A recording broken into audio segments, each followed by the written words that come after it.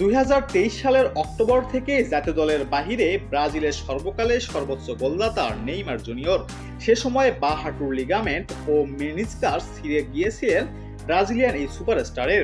দীর্ঘ বিরতির পর সেপ্টেম্বর উইন্ডোতে ফেরার কথা ছিল নেইমারের, কিন্তু চোটের কারণে শেষ মুহূর্তে বিশ্বকাপ বাছাইয়ের 2 ম্যাচে চিলি এবং বলিভিয়ার পরিকল্পনা থেকে তাকে বাদ দেন ব্রাজিল কোচ কার্লো অ্যানচেলোত্তি। তবে আগামী বছরের বিশ্বকাপে নেইমারকে খেলানোর ইচ্ছে রয়েছে এই ইতালিয়ান মাস্টারমাইন্ডের। তিনি মনে করেন নেইমার দলের গুরুত্বপূর্ণ অংশ হতে পারেন। বিশ্বকাপ খেলতে নেইমারকে একটি শর্ত দিয়েছেন কার্লো অ্যানচেলোত্তি।